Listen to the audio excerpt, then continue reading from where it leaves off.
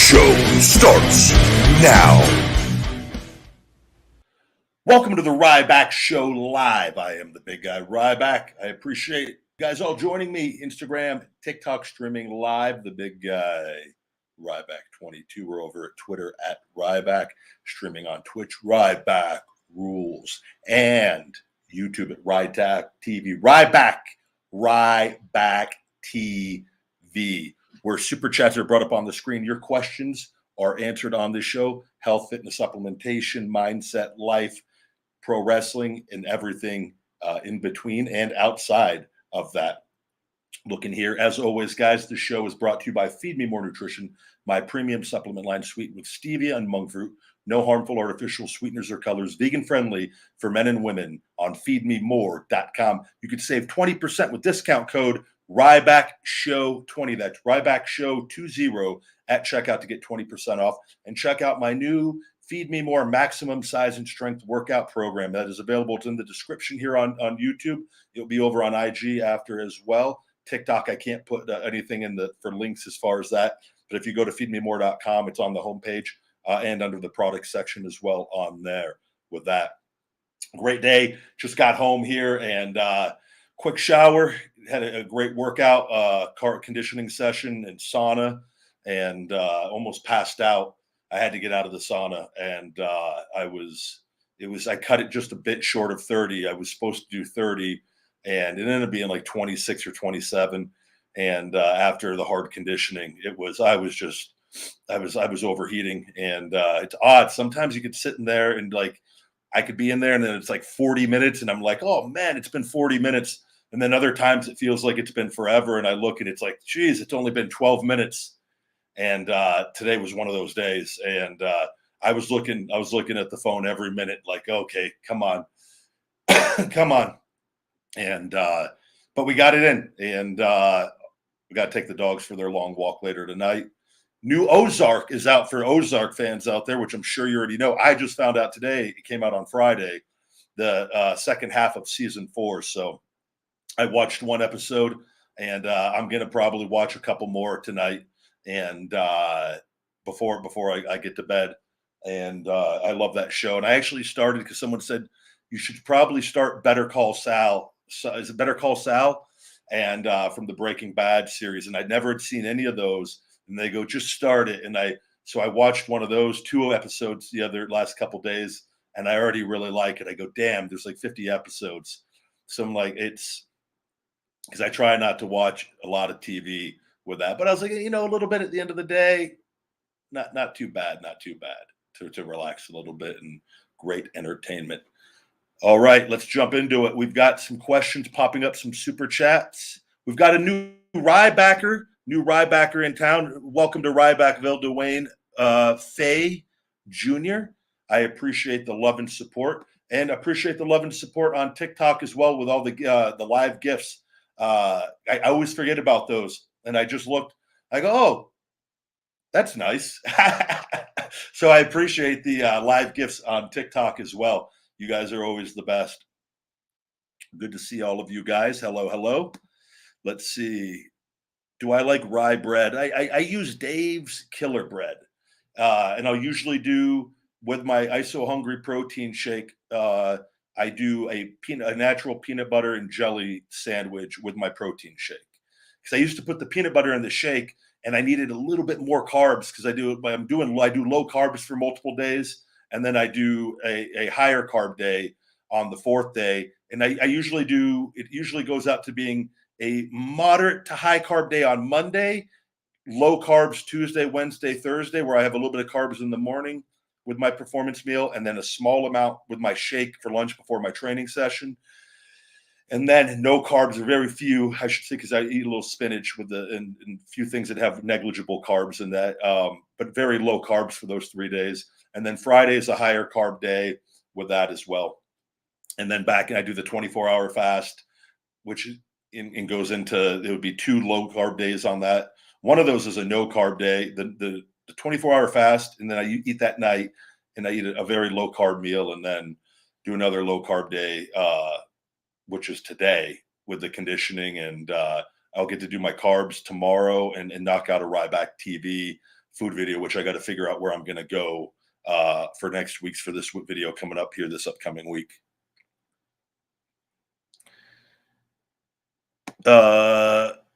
Mikey Man says, "Hey, dude, a question. What wine do you drink?" The red. I'm just doing red blend. I'm like one of those people that, and I've tried expensive wines, and then I've tried, like, I'll tell you this: I can't tell the difference in taste. I shouldn't say I can't tell a difference. The difference in taste is negligible. That I've noticed from expensive wines to cheap wines. I'm going to give you an example.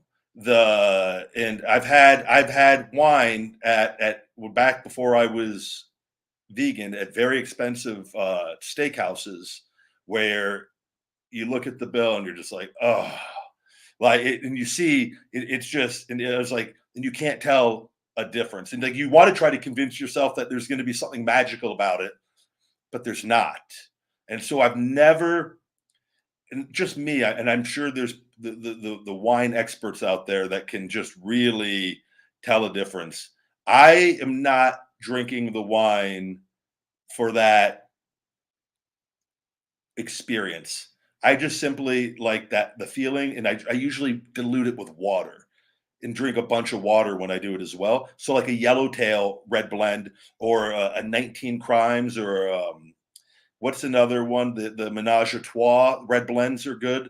Like those bottles bring me just as much joy, and the 2% Jew in me is very happy with that decision of buying those over the more expensive. Apothic has a really good one too. They have a whiskey aged barrel one that has a slightly higher alcohol percentage.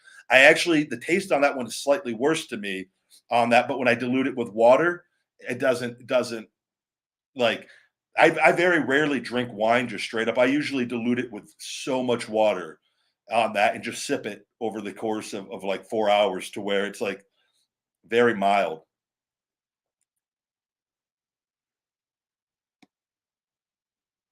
Patrick, no worries that you can't become a member on the channel. No worries, buddy. I appreciate you just hanging out and coming in, man. Could I beat Rye Front in a fight? I don't know. That'd be tough. But those are usually the wines, unless I go out and order just whatever's on the menu, a red blend. And usually then if I do that, it's just one glass with water, just because, and I know that's if it falls on the day that I'm allowed to have it. Opinion on Cody. I love Cody. Known Cody for a long time. I'm very happy for his journey and everything that he is doing. He's done very well. I know he's I don't know health wise. He's gone really hard because I know his back before he'd mentioned, not to me, just he's publicly. So he's going back. He's working that tough schedule again. So we'll have to see. But I'm hoping obviously the storyline being brought in, it's been laid out that the storyline is win the title, right? So for me, it will be, and I think like with everyone else, that's a good storyline to be in. That's kind of like he's back to come back to fulfill the destiny of the title that eluded his father and brother, right? So that's a good storyline, or to be able to paint that picture. And now it's just a matter of staying healthy and executing it, and them letting him play that role, and that's all it comes down to at the end of the day.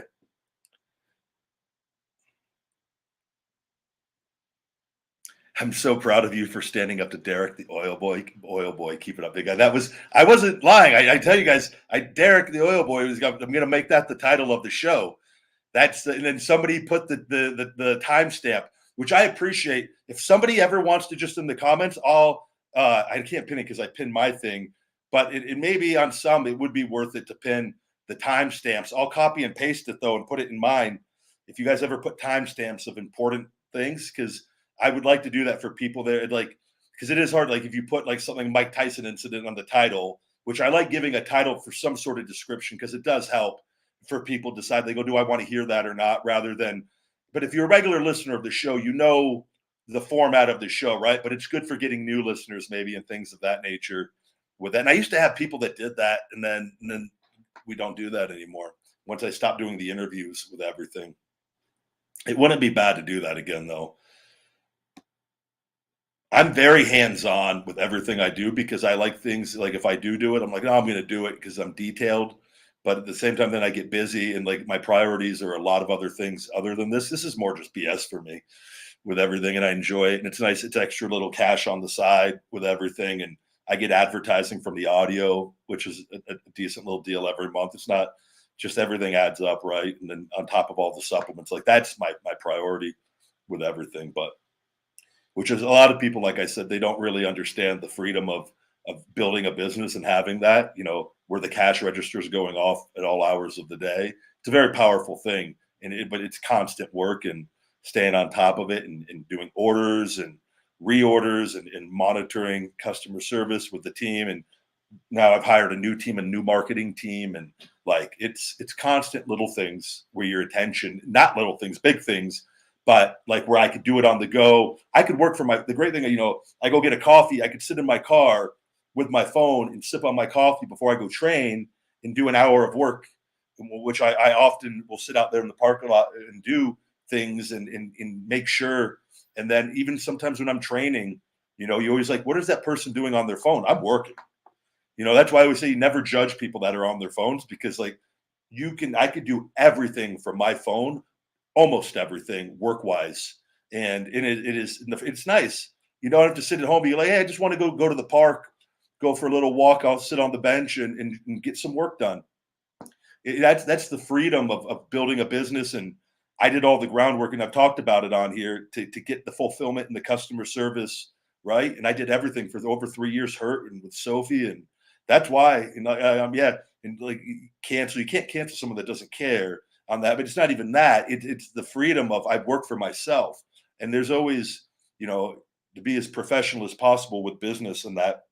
But that's the thing with wrestling, and it's unfortunate at times. Some people, you get stereotyped, and we see it all the time. That's why people like The Rock, when Rock went into Hollywood, he did everything he could to distance himself from wrestling, from WWE, because it really is. It's like a black eye on a lot of things in life, unfortunately. Where you see it, where they have this idea of who they think you are, and what they think of you is the character that you played, or a role that you played at one time, and they carry it over to all other aspects of life, rather than being like, nope, these guys are physical actors and there's some that are better than others that are, though, really, really good at things and good at a lot of other things too. There's a lot of pro wrestlers that have tremendous talents in other areas. Look at Jerry Lawler with his drawing and business sense as well with his restaurants, but drawing. The guy is a fantastic artist. Like there's so much, and that's just one little example, but there's a lot of people that have a lot of outside interests where people oftentimes they're just they don't get it. What else do we got going on?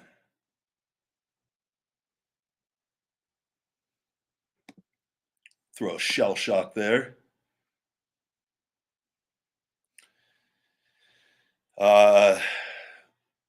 Let's no. Oh, be nice. Come on. We're gonna shell shock out of Rybackville. Did I sing? This is a good question. Did you sing the vocals on your theme track, or was it a singer? And have you ever heard the original version of HBK's "Sexy Boy"? It's hilarious. No. Oh, wait, no. Maybe I did on it. Yeah, I think I did with what's I did hear it. I know what you're talking about on that. I know I did not sing the vocals on mine. That was, I don't know who they had do that. I thought the person tweeted me before, but I don't know.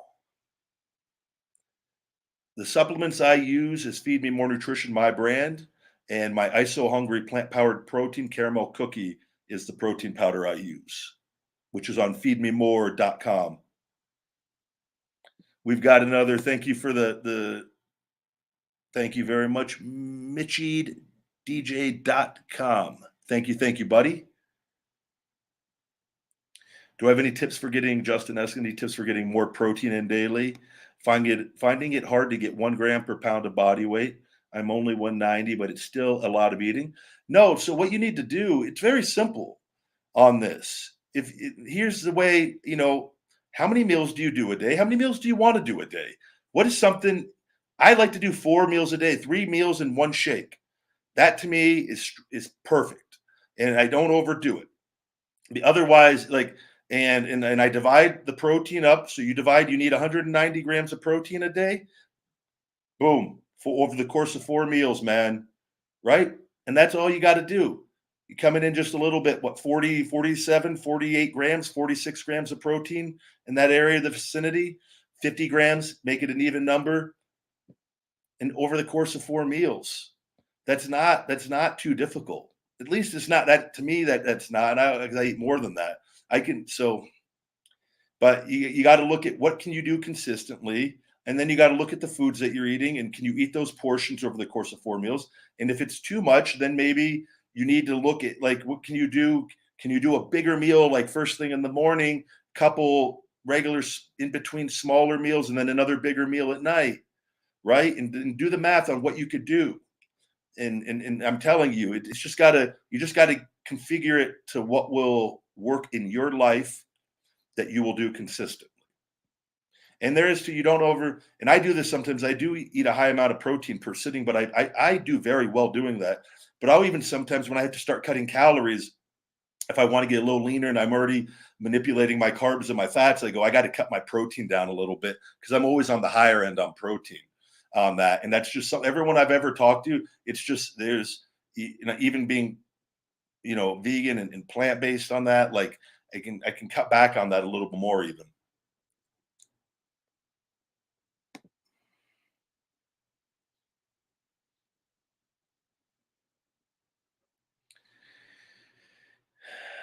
This is what let me pull that off the screen.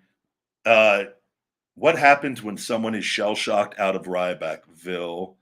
Can you take us through the process? Who constructed the pit of spikes? We need these myths answered by the big guy himself. I do. Sorry, someone says, do I intermittent fast still? I do a 24-hour fast once a week with that. That is a very interesting question on that. And more so, I did explain kind of when someone does get shell shocked out of Rybackville, they're kicked out forever.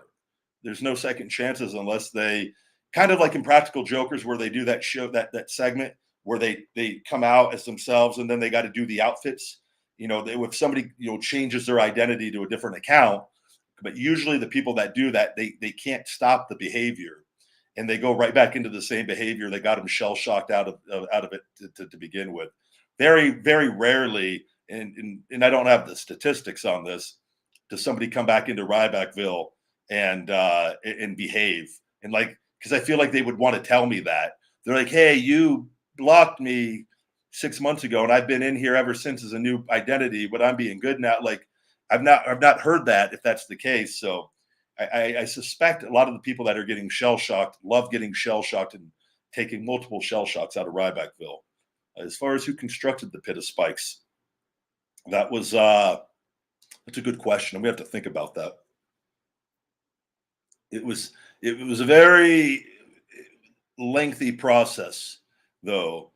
I'm not gonna compare it to the time frame of building the Egyptian pyramids, because it was clearly not as difficult, but a lot went into the process, and it's located in the middle of Rybackville, so the whole town can commence and can watch the ceremony of the shell shock down the pit of spikes.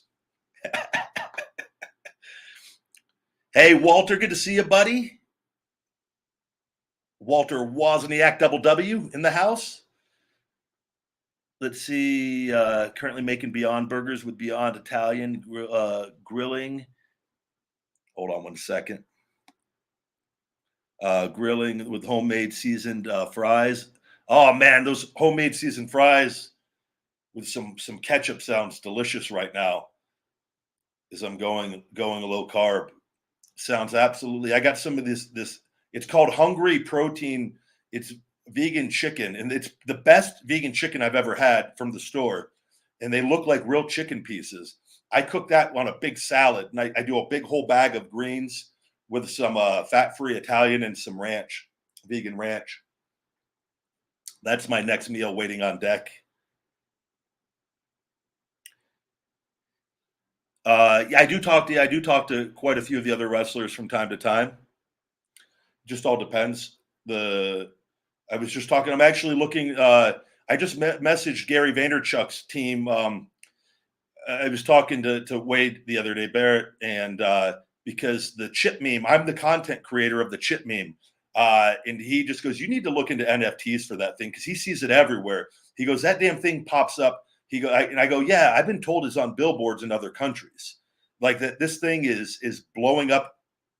People are paying millions of dollars for different meme NFTs. So I contacted Gary and his team, and I got the NFT team, and I'll probably hear from them tomorrow, hopefully, and see about getting NFTs. And I just got a book on it, and I'm starting to understand it. And it's essentially on that you create 10 of the chip guy NFTs, only 10, make it super rare, and you sell it for whatever you sell them for initially when they're on, however you put them on for auction or whatever you do on the NFT market, and then you get a 10, 20, or 30% royalty, whatever you set the rate at for the rest of that life, which the market will determine. So, and he goes, you might want to just get that out there. I go, yeah. So, and nothing is Ryback. That's going to be Chip Guy NFT, because there's people, like I told you, that a kid came up to me in the gym the other day with his dad. He was working out with his dad. I 100%, I could see the look on him, like when somebody recognizes you, and I knew he was going to come over because they're looking at their phone. He's smiling. He comes over and he has his phone and he goes, is this you? And I would have bet everything, would have bet Rybackville that it was gonna be an Image Wrestling, and it was the chip eating video. And I go, that is me. I go, do you know me from anything else? He goes, no. I go, you don't watch wrestling? He goes, no. And so there's kids and people, like I said, that do stop me, that just know me from the chip eating meme. And that's a very good thing, because what if the ultimate rib, if all the people, because I get some people that do talk trash on that chip eat, there's some people that think that's all I do, by the way, is just eat chips. That wasn't just a little video in the grand scheme of things on the channel, which, like, they think I just sit around and eat chips all the time. And like, I get messages. They're like, you're such a loser now. You went from wrestling to just eating chips for money. And I'm like, as opposed to like not eating chips for money? Like, what's the insult here? Like, but what if that ends up making me millions of dollars out of everything? You just throw anything against the wall and whatever sticks. That would be the ultimate payback for every hater is out there. Is that's the one thing that just, and they're like, oh, nobody knows you for wrestling. I don't care. Do you think I care? I'm happy. That's all I care about. Good to see you guys. We've got another super chat. And I can't read this out loud. We're streaming on TikTok. And Jay, all I'm going to tell you is what made you insult someone's word mother. Everyone can see that on the screen there. And what I'm going to tell you is I've talked about everything that's going on. And the best piece of advice that I can give you is that is my business with what I have going on with one other person between, and that person has done a lot of bad things, a lot. And is we're going to keep this as professional as possible. What needed to be done was done. He got the message loud and clear. I took it down because he got the message loud and clear, and we're going to let the legal stuff continue to be worked out. That's all that there is to it.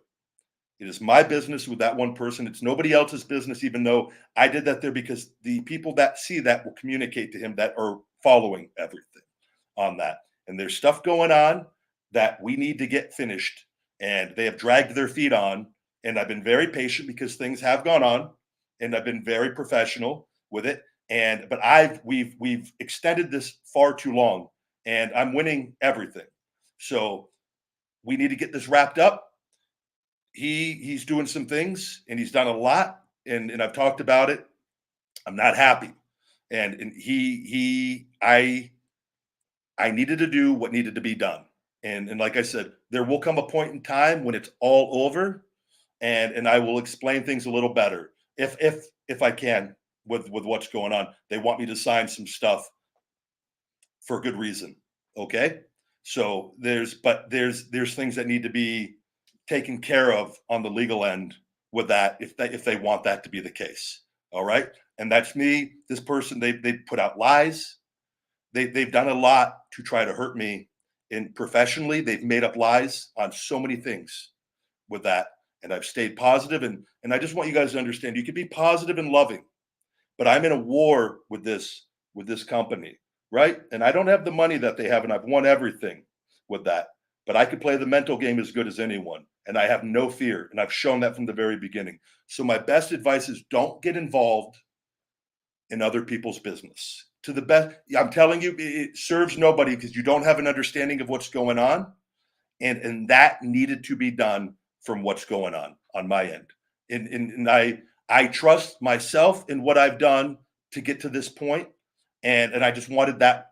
I needed one thing to be known, and that message was heard loud and clear. Okay, so please just do your best to sit back and try to understand too. You could be positive and loving, and I give you guys this analogy a lot.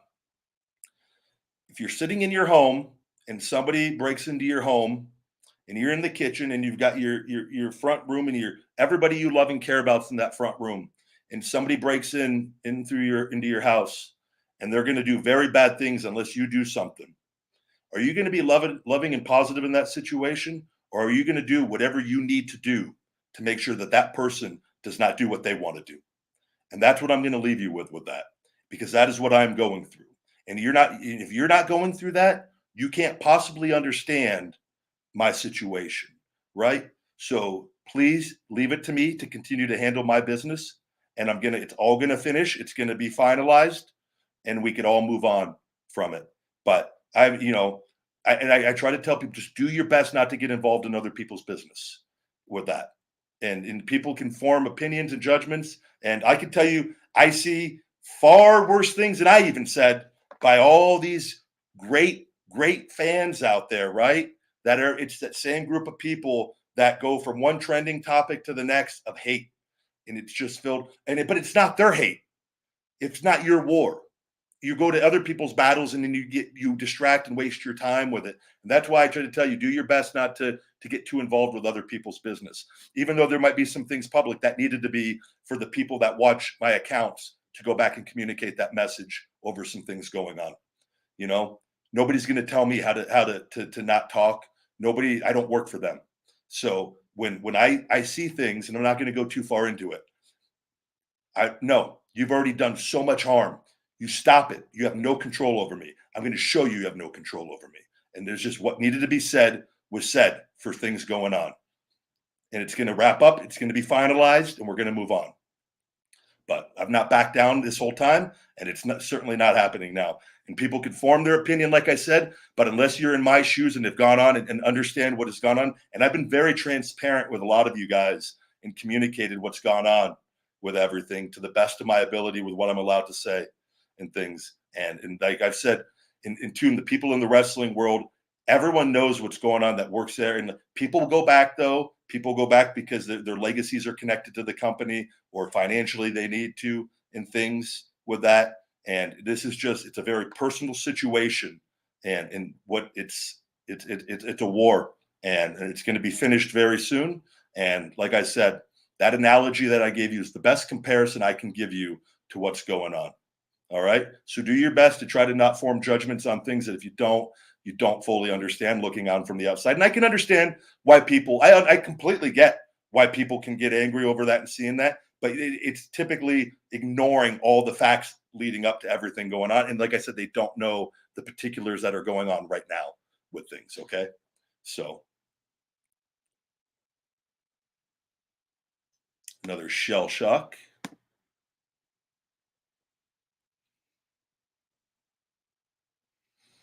Yeah, the JC guy, I don't even, if you want to listen to his show, like I said, I'm not even, Jim is whatever. I'm just not, I don't waste my time. It's not, it's always negative and hate and on everyone. And that's how they get their views. And I just don't, and that's like anyone in wrestling. They talk about things, and they'll try to, they do things, they'll make up things without all the information. A lot of people are just doing things for clicks and for money. And it is what it is.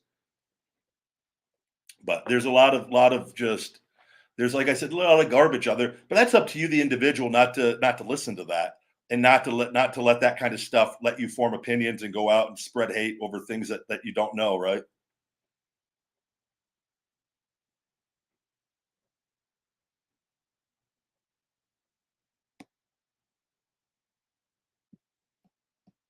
Ryan says, Ryan Wold. That D in there is really Woolridge, but the D is really messing me up. Ryan Woolridge. Ryback, is there any new protein powder? Not yet, but we do have a vanilla mocha. Once I said everything finishes up going on with this whole situation, then we're going to be proceeding forward with things.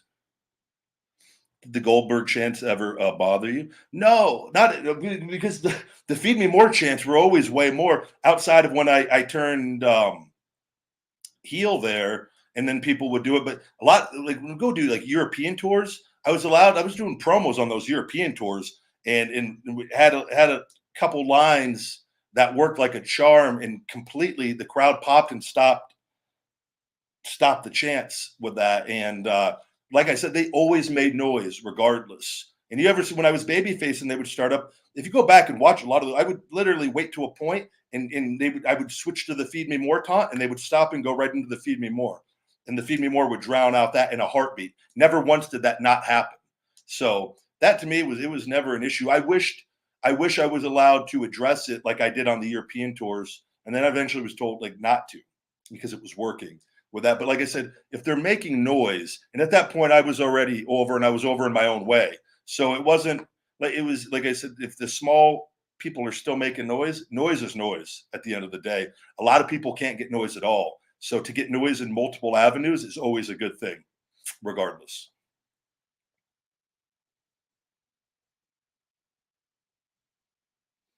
I don't know if I could do a stream on commentary to my old matches. We got to be careful on things and using footage, and a lot of that's being in the settlement deal with footage from them, and it all. But I know, like, usually, because I know I've tried to do that before. I want to say I tried to do that once, and the video instantly got flagged, where they're not allowed to do things with streaming any like of their videos.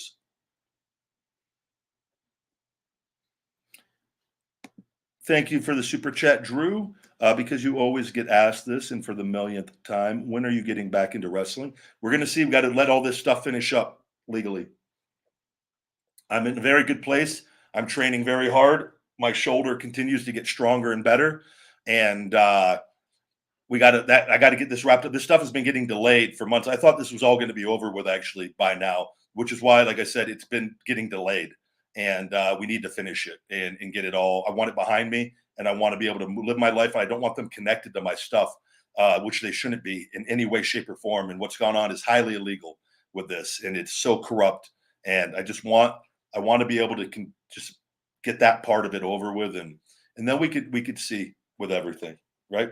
But like I've said, I've been very transparent on like the things, and with the injuries I've overcome with all the stem cells and everything, and I've been very blessed to get my health back with that. And so, but this stuff has been it's just a negative, like I said, I strive to always be as positive as possible, but it's a dark cloud of just negativity that I want cut off. Like I need it gone.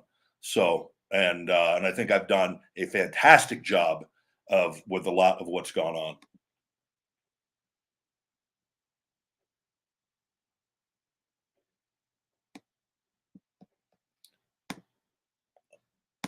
You guys, we don't even address anything. Would you ever go on Rogan's podcast? That would be an interesting conversation. Yeah, and I actually think that's something that it has a possibility of happening at some point. Now, my marketing and merch team actually does Jamie, the guy that gets all the information, Jamie on the show. They do his merch stuff as well, and we were just last phone call we had. They were just telling me about that because I was talking about everything and how I feel going on that platform is going to be where the story is finally everything is told, and I eventually want the stuff to be over with. And again, a lot's going to happen depending on if I sign what they want me to sign.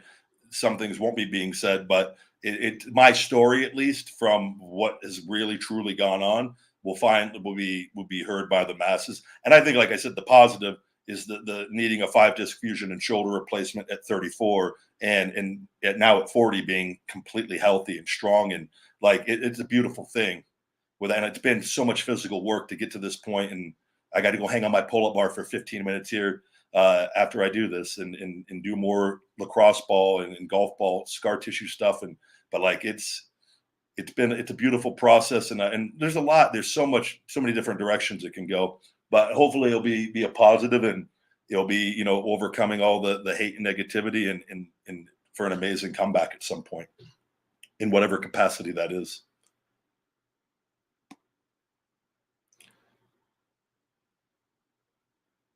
Yes, I do love pro wrestling. Absolutely. Always have loved it. I've loved it since I was a kid.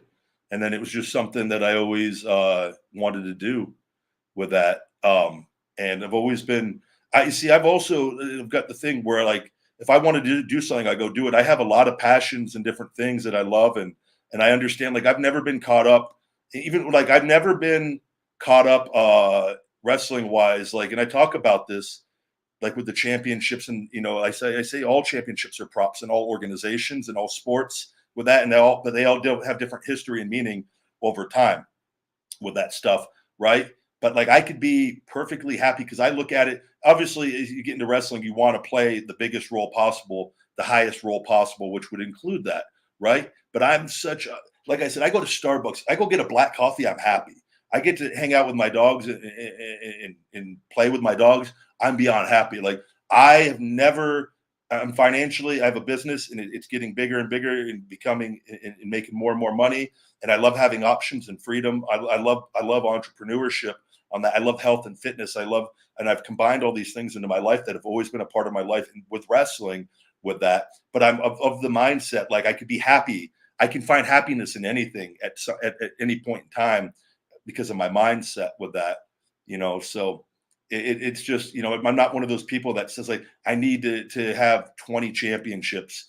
I'm like, if it's not that, if that process is causing me unhappiness and stress and whatever, like, you know what I mean? Because it's at the end of the day, it's just physical acting and roles. And I've learned that, and you could do everything right and buy the book and be as over as possible. And that if you don't, then that's stuff I've learned moving forward that I will take with me in different things. And it's just my mindset on that. I love wrestling. I absolutely love pro wrestling, but I'm also not of like and I'm like this with everything. I don't get super crazy, diseased, obsessed with anything, where like I let that sacrifice other areas of my life. I'm too self-aware for that. So and it's taken a lot of work in reading and learning and self-development on that end with that. But I absolutely love pro wrestling with that. And I think the key is I love freedom though too. And like I've said, I think there's something to be able to do things and to be financially independent, and not, because a lot of guys in wrestling aren't happy, and they're not happy to be on the road all the time. They're hurt, they're beat up, but they do that because what else are they gonna, they don't, you know what I mean? And I get it. I did it with that. But if you could do other things and combine your happiness with your passions together, that's a beautiful thing that not a lot of people get to do. Right. So I'm highly motivated though. And like I said, I prioritize things, get my health back, keep building my business. And then we could then worry about the other stuff after this legal stuff.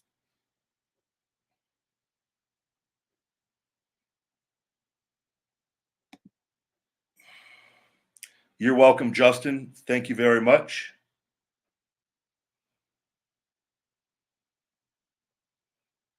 You and Curtis Axel's mashup theme was so good. I love the big guy and the medium guy. I told you guys the first time they tried to blend that before the official meat on the perfect table existed, which was named. I like that song too. They took the "Feed Me More" out and they combined my song with the trumpets with Curtis Axel and the Mr. Perfect theme.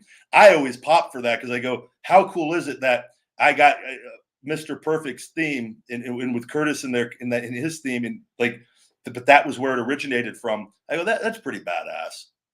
And but the first time we were in Gorilla getting ready to go out, they were experimenting, trying to get like different. They must have like this wasn't the version they ended up using, but it was like this horrendous, odd trumpet sound, and like it didn't sound anything like what the final version.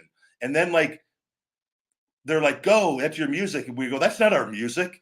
And then my music kicked in, and then this weird trumpet, and I don't know what show this was.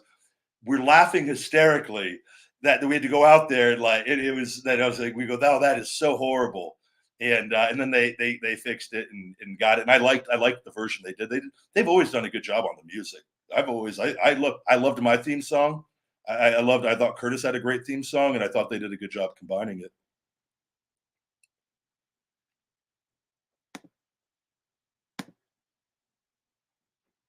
Good to see all of you.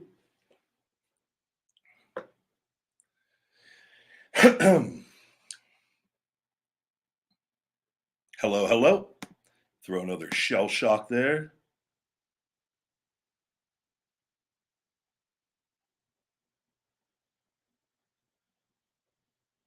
Hello, hello. Good to see all of you. We got to go ahead and throw another shell shock.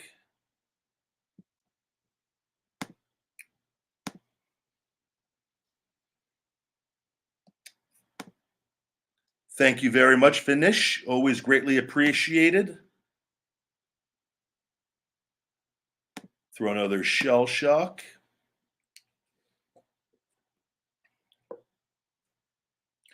Yeah, I have a lot of positive memories wrestling when I was over there for the company, and a lot of live events were always a lot of fun, and doing different things with and meeting different fans at different periods and different things, and the adrenaline and all that. You know, I got to go to a lot of places, even though you got to remember though, I was hurt almost from the beginning of I was hurt from the beginning of the whole time as Ryback because of the ankle injury, which all of this was connected to what happened with the back, and the shoulder was a separate incident. But all that cortisone they were pumping me full of and Toradol tore me apart.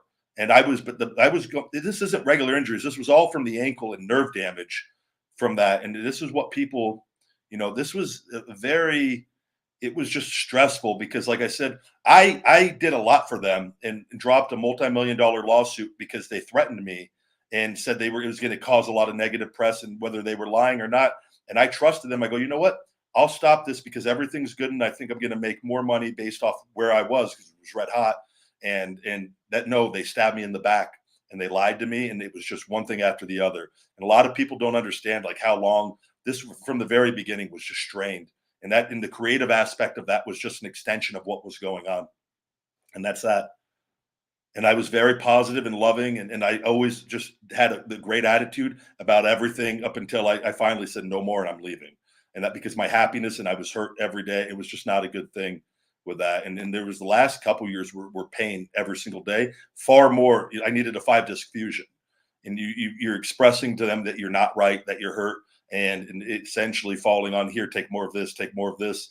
And then you like if you ever know about wrestling, you don't want to you don't want to lose your spot. And I was always in a good spot and always used on everything. And then but like it was just it was a very stressful situation of trying to express to them like I'm not right. And it was like I said, there was so much going on. But and finally I just took control and I said no more. And it was if I didn't do it, I wouldn't probably be here because I was in a bad way physically. Super chat, Mikey man. What can I get from Feed Me More Nutrition to lose weight and also to get iron due to iron deficiency? Our ISO Hungry has a good amount of iron, but what I think you should take is a whole food iron supplement, which you can buy on Amazon. I would get a whole food iron supplement and take that. Follow the directions on that, and you obviously need to get blood work done. But you could also include there's certain foods, different spinach, and there's some other things you can plant-based foods you can include to get more iron into your diet. And I think that is would be a very good way to do that. But the Shellshock Extreme weight management formula, it used to be the Extreme Fat Burner, same formula, just had to change for marketing. The Shellshock is our #1 bestseller. It works, but like you need to get your diet on track on that. If you like, I don't want you to like say I'm going to buy 5 bottles of the Shellshock and I'm not going to change anything. Don't do that. You need to get your diet in order. I recommend doing that first, and then include the supplements in there, and it will motivate you more to eat, if you do it right, to eat healthier, because you want to maximize the supplements you're taking, as opposed to someone that's just like, oh, I don't want to do anything, but I want to lose weight. I'm not going to change my diet. I'm just going to take these capsules, and and maybe you lose a pound or you lose a couple pounds with that, right? But oftentimes what people do is they do that and they eat even worse, because they think I'm taking a fat burner. I could eat more junk and not get in worse shape, and you'll stay kind of the same with that. But it creates bad habits, and it's so easy to start indulging in even more calories with it. It's just a bad thing. I see it all the time with that. Life takes work though, and life's about trying. And if you're going to take the supplements, you got to try, and otherwise don't take them. That's my just honest take on it. But and the Micah, depending on your age, I'm not sure. The big guy testosterone booster is very good. I would say if you're in your 20s, that's an acceptable supplement to add in. It will help raise your natural testosterone levels as well, which can help you build more muscle, and can help increase your metabolism and burn more body fat as well. But like I said, the Shellshock with a diet would be more than sufficient with what you've asked on that.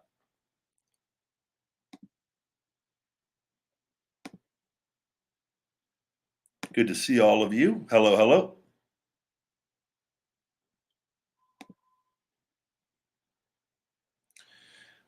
No, not all test boosters are BS, and I will say ours is blood test proven, and has been proven by a lot of our customers. And like I agree, there is a lot of bad ones out there. I swear to you, the big guy male performance formula testosterone booster works. I would not sell it if it didn't. Blood test proven. Buy 3 bottles. Do blood work before. Do blood work at the end of 3 months on your final week. And I promise you, if you get your total testosterone, free testosterone, and you come back, and I'd throw your estrogen, estradiol in there as well. And if your numbers are not improved, I'll give you your money back. How's that? It not had one person do that and come through yet.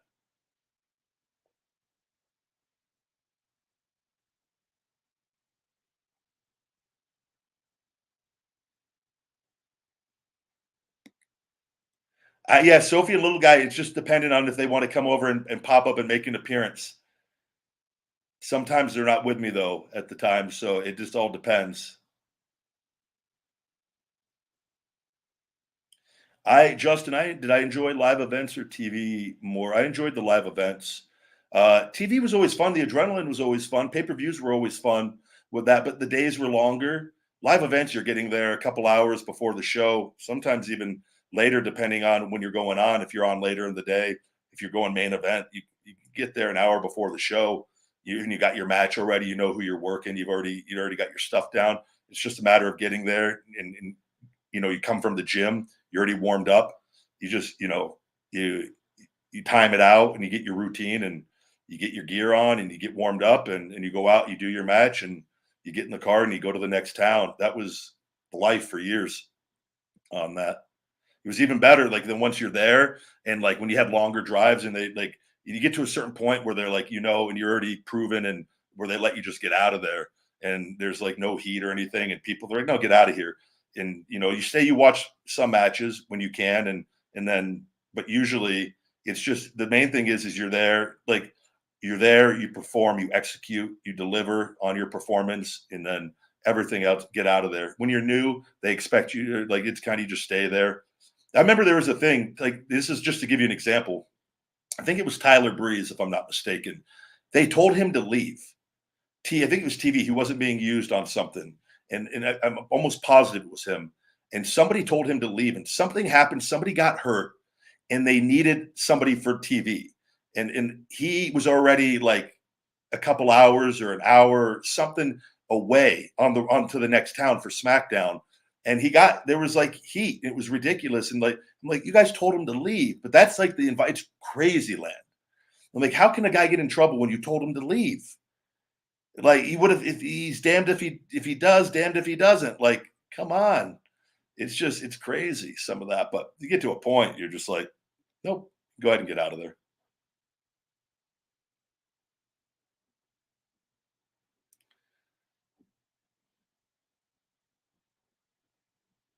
Good to see all of you. Hello, hello. Another shell shock. Raven says, "Yeah, that happened to Tyler Breeze, and he lost his push because of it." Yeah, and I wasn't. It was something. It was. I remember something. Yeah, that is true. Yeah, he did because there was before he got put with Dango. Man, I just remember that was. I remember hearing about it. I'm just like, what a crazy thing. And I don't know if he went to Vince. I would have gone right to Vince and be like, "This is crazy," and say exactly what happened. I'm like, "What do you want me to do? You guys told me to leave." Like it was just.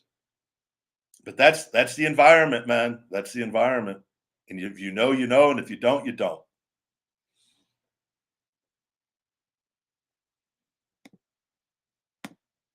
Hello, hello.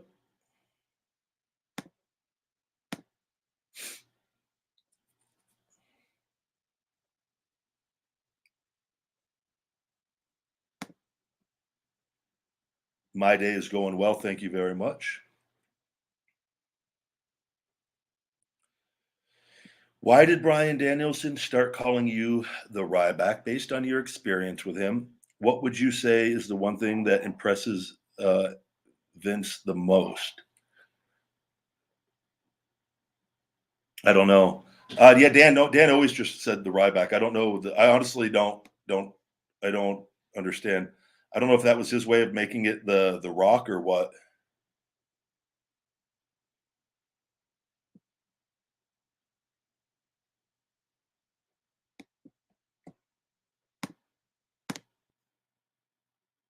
What other good questions do we have? What's the traveling like between shows? Did you drive or fly between shows? And was it straight after the show you drive for the next town or the next morning? Does talent share their buses? So there's not the only time there's buses are the European tours on that. And like I'll tell you that in a second. For TV, the and what the schedule used to be, and I don't know if they're running less live events now.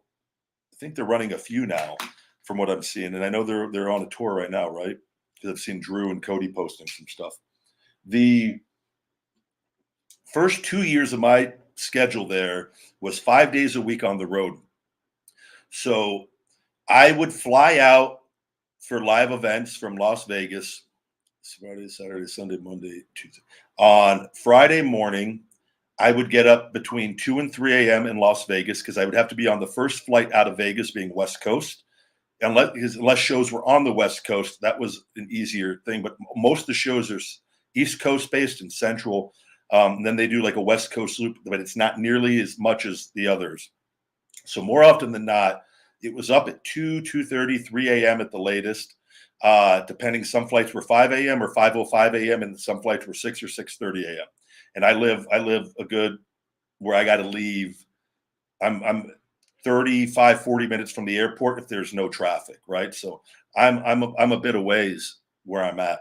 So I would get up 2, 3 a.m., 2:33 a.m. I would always get up, shave my head. I'd have my bags packed the night before and get ready, be dead tired, only get an hour or two of sleep, usually 3 if I was lucky. Get to the airport, go through the whole deal, check in. And usually I would love it if it was a straight flight because I would get to sleep the whole way. And those ones I would usually feel pretty damn good going into the first event. If it was a connecting flight and I had broken up sleep, that was a little less appealing and it happened a lot, but you do what you do and you'd go into that first day being a little tired. We do that, get in, you get your rental car, you hope everything goes smooth on this. There's travel issues at times, there's stuff with luggage, there's stuff with rental cars. You never know. So luckily I always had pretty good luck having good experience with things where there weren't a lot of problems. And I didn't have lost luggage or anything. I did very well outside of maybe once on the whole time, and it was coming home and it came later that day. So it didn't throw things off too bad. So usually you get in your rental car, you go get food. And if you have time, you go get a quick workout in. If you have time, there wasn't always time for that. So you get your food, you go to the show, you do your first show, you do your match, you do whatever, and then it was typically most nights was 2.5 at the least, usually 3 4 hour drives. Every once in a while it'd be a little less, but usually sometimes it'd be 5 6. It's just dependent on that particular loop and where the live events were before TV. And you do a Friday live event, a Saturday live event, a Sunday live event. Unless it was a pay-per-view weekend, you would do Friday, Saturday pay-per-view, TV Monday, Tuesday. This is before split rosters. We did everything. And I'd fly home first thing Wednesday morning. So you do, I remember many times, especially that last 2 years, you're going on last main eventing, you're getting out of the arena TV very late. You try to get food, you get to your hotel, you try to get a couple hours of sleep. First flight out of there in the morning, again, you want to make sure you don't miss your flight so that you are not missing your day and a half home. You get home get home Wednesday afternoon. If there was no issues with the flights and there'd be delays sometimes, and we lose your Wednesday off, and it happens occasionally with that, and it is what it is with that. But you get home, and I would get home. First thing I would do, I'd usually swing by like the chiropractor on my way home. I'd grab food.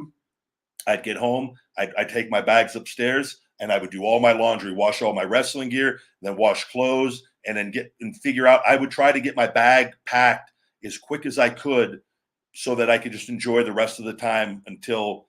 And I'd usually like do some drinks on Wednesday night.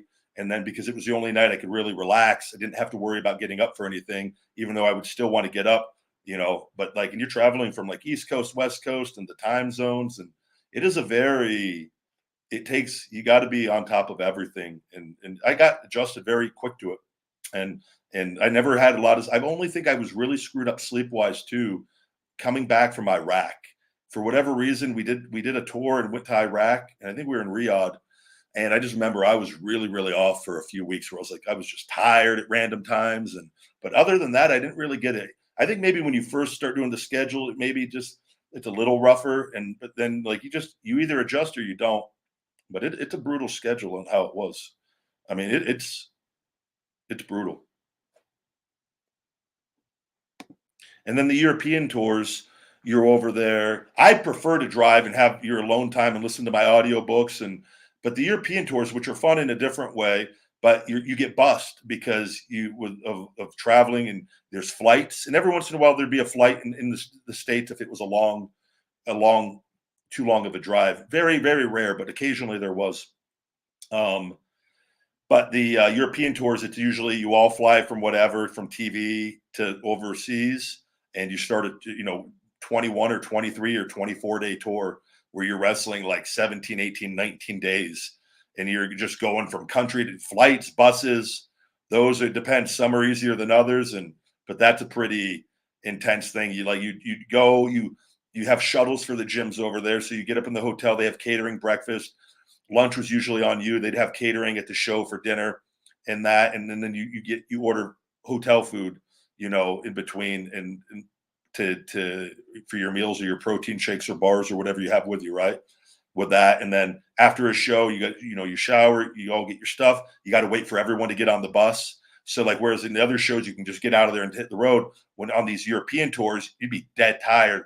Oftentimes, like the guys that go on last, and I was at for a while, and there's times where I wasn't, where you're waiting on the main event, and everyone's waiting in the main event. Though they got to go in and shower and wind down. And usually everyone always was pretty good at trying to be as quick as possible with that. But that is a different structure on that, which is why buses like on that is not ideal for domestically. It's just one of those, because it's nonstop, and there'd be so much time lost in that process.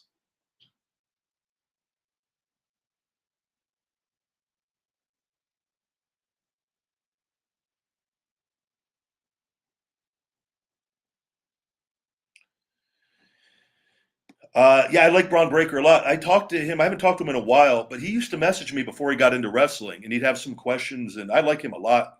I just saw a recent thing with him, and I feel like he's getting even better. Uh, I really, really I like him. He's a really good guy, also, and I think he is, if he stays healthy, and as long as there's no weird things like with with Vince and with Scott, and I don't know the situation with Rick, but they put him into the Hall of Fame, and you've heard Scott kind of changed his tune on everything, and I think Scott probably more did that so for Braun and professionally, and realizing that the repercussions that would affect him, and I commend him on that. That was Scott, and I like Scott a lot, and I've only met him once at an independent show, but I didn't. I remember when I was in WWE, he came to a show and they had him kicked out. I think Hunter had him kicked out. And I remember I was going over my match. I think it was with Punk. I want to say it was Hell in the Cell, the first one. And I remember seeing him come out on the stage where the out through Gorilla. And I want to go say hi to him. And I wanted to meet him. And I remember after we got done going over our match out in the ring, the rehearsal, whatever we had, I went in the back and I said, "Is Steiner still here?" And they go, "No, Hunter had him kicked out." And I just go, Jesus. And I don't, whatever was going on. And so I'm glad that whatever there was smoothed over for Braun's sake on that, because I think he is a very, very promising upside. I would change his finisher and he's just so he could do his finisher on everyone, because he's not going to be able to do that to everyone. But I think he does a hell of the press power slam. I love that move. I used to do it all the time. Absolutely love it. And but it is too with your shoulders. It will take a toll on you, and if you hurt your shoulder and whatnot. But for now, it's a great. He's awesome. I saw like I like him just because he's a good person, man. I like that. It's my favorite style, which is why it was my style. The hybrid power is always, to me, it draws the best. And you pick, and if you have the look and you can pull it off, and you have the intensity and the endurance, which he does, then and he's just going to keep getting better. He's so early on. He's just going to keep getting more and more comfortable and confident.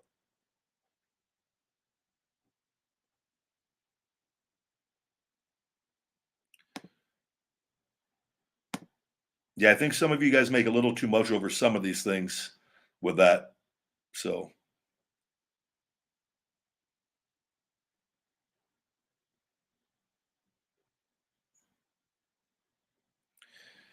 uh, let's see. Super chat. Feed me. Good to see you, buddy. You have unlimited power and unlimited budget, max time of 6 hours. Book the biggest pay per view of all time. How would you personally book it from scratch, including promos? Feed me more. We don't have that much time. Feed me more to book an entire pay per view on the Ryback show. I don't know. I don't know. You ask me these questions. That's the kind of thing you need to sit down with a pen and paper and figure out storylines, and you'd have to have a promotion and a roster full of things. So I don't know. I don't know what we would. I don't know how to answer that. To book the biggest pay per view of all time. I'm trying to see if there's anything I could answer in this for you. If it's going to be the biggest pay per view of all time, though, it would have to be a pay per view with representing every promotion, right? It would need to be an all out war with every promotion, and then I would have to configure with the promoters that we're going to put over, so everyone gets put over promotion wise, percentage wise, equally or as close to possible, and then we'd have to play that game, and then I'd have to see the talent that was made available to me, and then book it with all of that. And but that's the first step. If we're going to do the biggest pay per view of all time, we need talent from every roster, from WWE, from AEW to Impact to Ring of Honor and New Japan. We need them all. We need them all.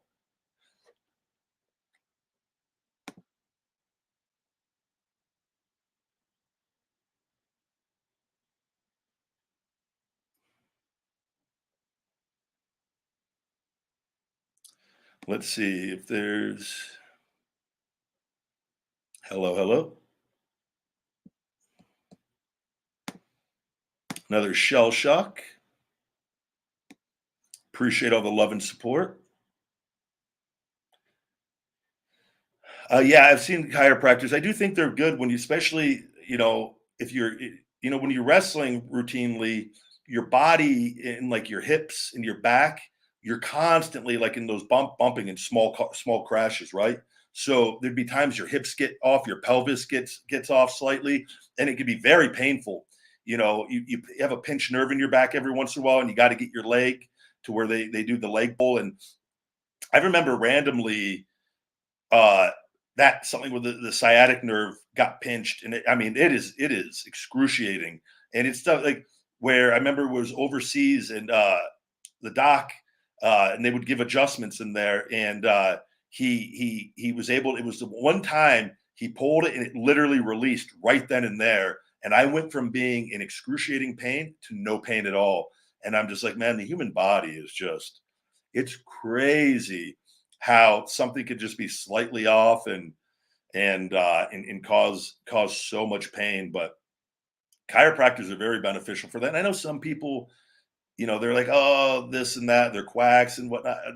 I've been lucky to meet some great people, Bo and Dr. Carlos and Sean out here that I've gone to that at the Extreme Couture.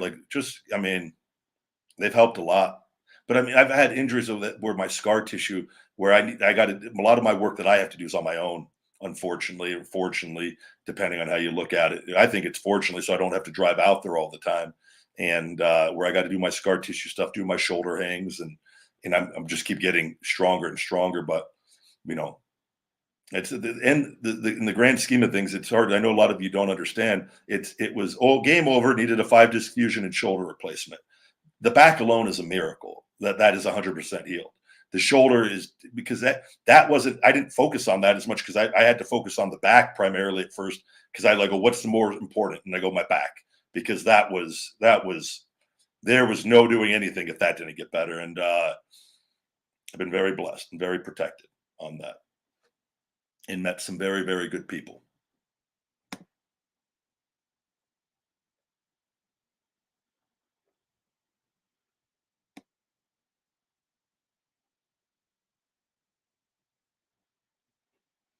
No, it wasn't hard wrestling with the cameramen around. You get used to that very quickly. You use them to your advantage, and you learn to play to the hard cam, and you learn, where the different people are for the shows, and if you want to get something in, you want to get a facial expression, or what angle to be at, and those guys will capitalize on it. And you oftentimes too, that once you get like good and knowing, you'll do things a little bit longer to make sure that if it's something that you want them to pick up, that the truck will be like, they'll switch to the better camera. But if you do it too quick, they don't have time. So there's sometimes where you do something. And I remember when I was like heel bully Ryback, there'd be times in there, and they made gifts out of some of them where I just laugh, and I'd laugh for an extended period of time, just so that I know they would get the shot on it. And because I wanted to get that to come across on, and you just little things like that. But TV wrestling is entirely different than like independent, not having the cameras, even though a lot of those film now. So it is different compared to what it used to be on that end. Right. But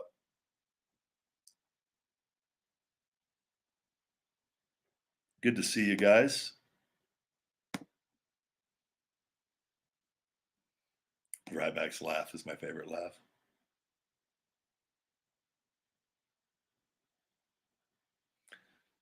Hello, hello.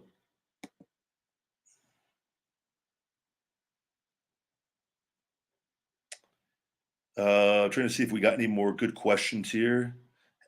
Good night, Walter. If you're still here, thank you, buddy. I hope your son is doing well.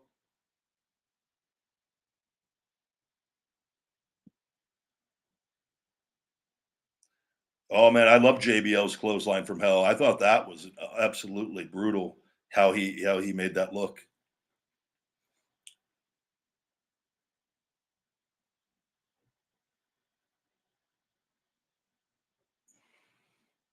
Thank you about the solid approach for the question. I wanted to give him an answer. That is for I can't book the entire pay-per-view on the show, but I can give him at least what the outline of it would be, and then now we just got to get the matches and storylines. I don't know, maybe book Disco Inferno and Kenny Omega. I'd get Disco a awesome payday. I love Disco with that, and that would be the internet matchup: Disco versus Kenny Omega. And I got to come up with a name. name for the pay-per-view as well. I'll try to think of that here.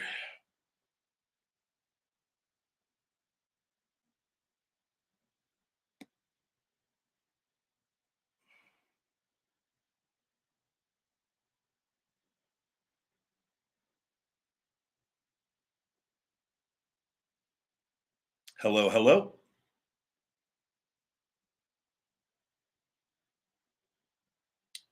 Do we got any before we wrap up today's show? Let me take a look at TikTok.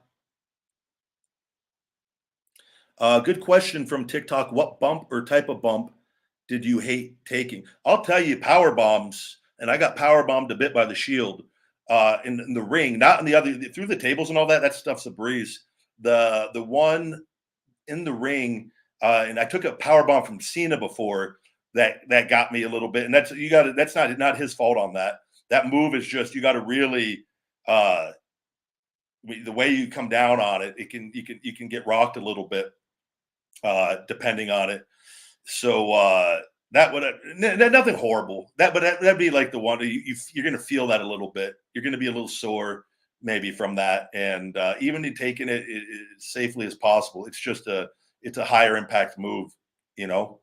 But I would say that and I never hated it. I love wrestling and taking the things, and you get to show off your athleticism at different things, and just go out there. It's fun, man. It's pretty cool, you know. And I love expending energy and the adrenaline rush. So it's all that stuff is all you know, just to give you context of that. It's not bad, but I would say that though in particular from what off the top of my head.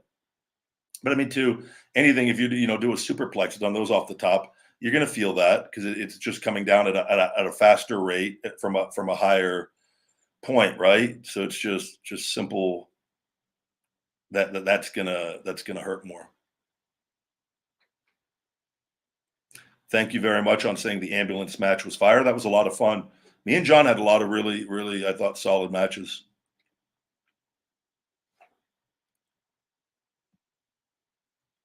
I have drop kicked. I used to do the drop kick off the second rope on that. I've done it on live when I did some on the independents, but not a lot. After my ankle injury, because of the nerve damage on my left foot, because I don't have 100% complete, my big toe doesn't work. So my foot, even though I'm very good, and most people would never know, I do have a little bit of a thing with my left ankle, and where like even though my strength, it still just slowly gets better and better. But like initially, it was really bad, really wobbly, and I've talked about that. I taped it up heavily, and I've got lucky that it's got to a point where it doesn't. I don't think about it, but outside, especially when I have shoes on, if I'm barefooted, my big toe, I usually wear socks or sandals just to keep my toe, even though I know how to walk with it now, but because it's kind of like drop toe on my big toe with that. But I stopped doing that kind of stuff. I used to be able to do a little bit more. No, I can still do it. It's just more. It's just different. It's odd.